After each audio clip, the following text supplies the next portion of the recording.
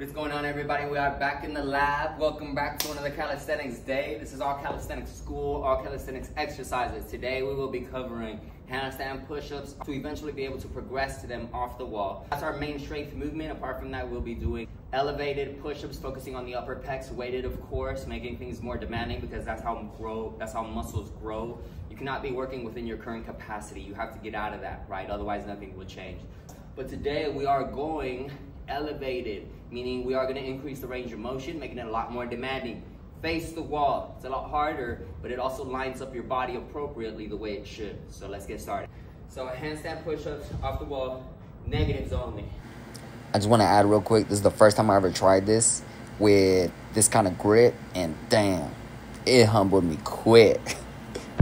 So instead of me focusing on the concentric or the positive or the actual press, I'm only focusing on the negative, controlling the way down, and eventually that will yield the positive.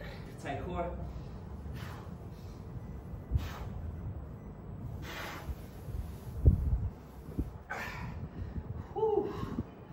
There's not a lot of space to work with, but we do what we have to.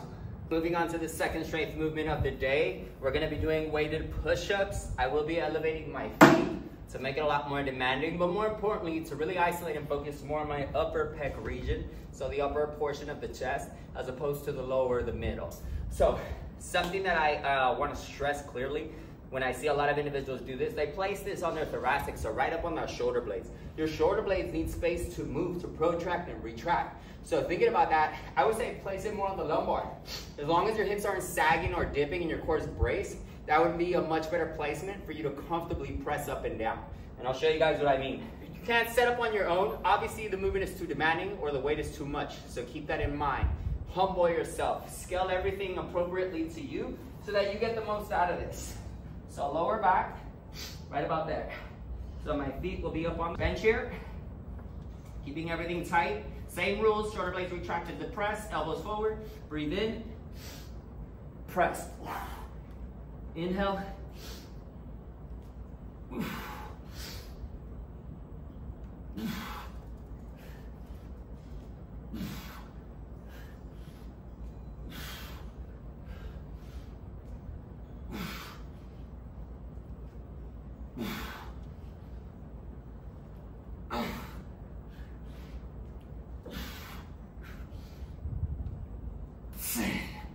Woo. Sit. Now, numbers will be very different for each of you. I have heard this a lot, and I know it is true. Sometimes when we have a very specific variable or a target number, it's a lot easier for us to get there. Remember, the goal is to challenge yourself. That's the only thing that should matter. If you're working within your current abilities, your current capacities, you will get nothing out of that. You won't change. You have to get past the threshold. That's why I say, whatever reps you're doing, push it to the max. 1 or 2 extra reps on top of that. Hypertrophy falls within 6 to 12 reps, but more than anything, it's the intensity or the amount of weight you're actually moving. There should be about 75 to 85% of your 1 rep max, and that goes for every single exercise. So, screw the hands into the floor, elbows forward, don't kiss the floor, keep the core tight, press through the chest. Oof. Press the floor away.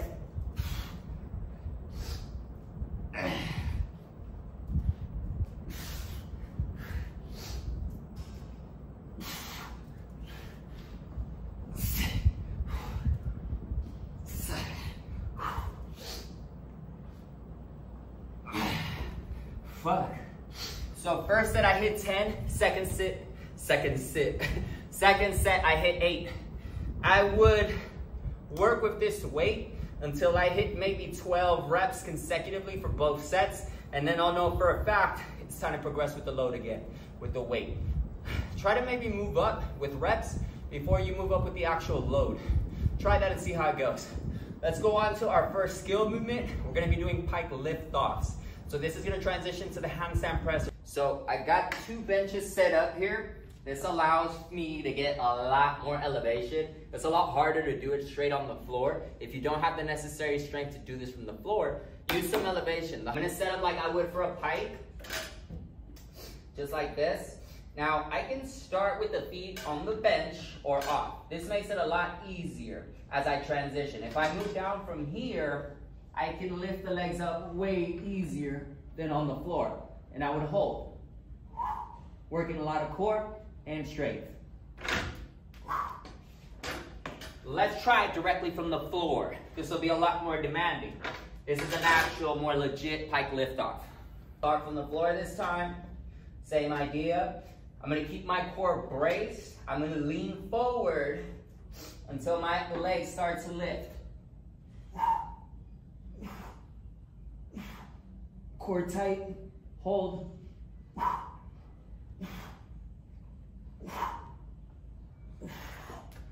Whew. Now, if you feel like you're gonna be tilting forward, then obviously don't go too far forward. But this is how you really teach your body gas and brakes with the hands. The hands are basically just like your feet as far as the way they're designed, the way they function. 27 bones each hand, 26 bones each foot. You have the most amount of bones underneath those wrists and ankles. Think about that. But what I want you guys to get out of this is a challenge, right? And treat these exercises like skills. Do not rush them. That's how you get better at them. Perform them like movements that you're actually trying to get better at. Don't focus on the quantity, focus on the quality. Let's do one more. And let's bring the elevation lower.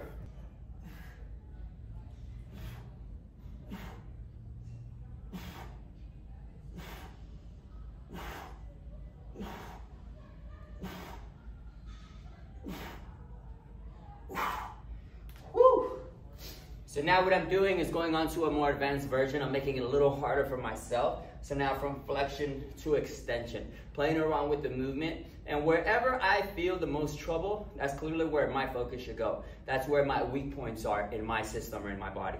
So that's where I'll tend to focus on. Whatever it is that you're doing, adjust it according to you. Whatever level you're currently at, that's how you get the most out of it. You try to skip steps, it's only a matter of time before the house collapses. Let's go on to the final movement, core. We do have Dragonflags today. You need some type of post or some type of weight to hold you, but you're basically keeping your body as rigid, as straight as you can. Let's see if these weights will hold me.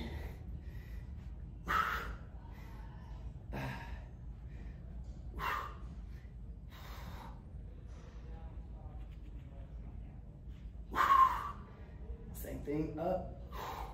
Slow negatives.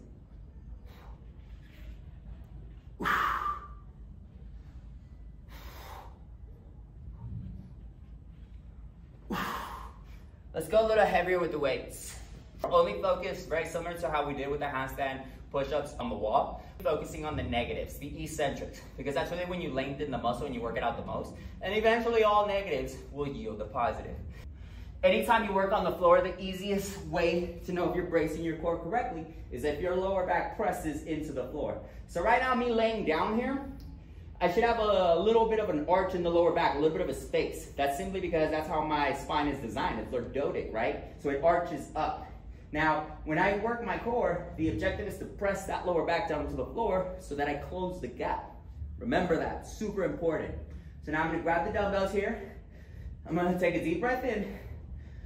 And I'm gonna start by emptying the bucket, pressing the lower back down, down, down, tilting up, and here we go with the negative, keeping my body as rigid as I can, slowly coming down. Now the dumbbells are kind of moving on me, but again, it's just for demonstration purposes. You want something stable, but that's really all the movement, coming up, squeezing the core, slowly coming down. And you can see how hard that is. I'm already falling. Now, if that's too demanding, don't just flop down, because that's going to hurt your lower back. Stay tucked in. Start with these. Back out. Extend. You should be exhaling or breathing out whenever you contract the core, because you can squeeze your abs a lot more. And your abs are just like any other muscle. In order for you to grow your abs, you have to add progressive overload. Make things more demanding for yourselves over time. That's one of the most important things. Apart from that, obviously nutrition. Everyone has abs, right? Just like everyone has biceps, triceps, whatever. It's just maybe you have that 1 inch of fat right in between, so you can't see that. That falls under nutrition. And remember, right now, if you're not eating too much, you want to first start getting the metabolism up to a point where you're eating a lot more. That means that the metabolism has risen, awakened, whatever you want to call it, and you're being more efficient with calories. Once you get to that point, that's how you know you're gonna start building muscle and burning fat. Hope you guys are learning something. Make sure you stretch after every session to recover appropriately. I'll see you guys maybe sometime later this week or next week. I don't know. If y'all have any questions, leave them down below, any comments, whatever, I got y'all. Train Hardy right. I'll see you on the next one.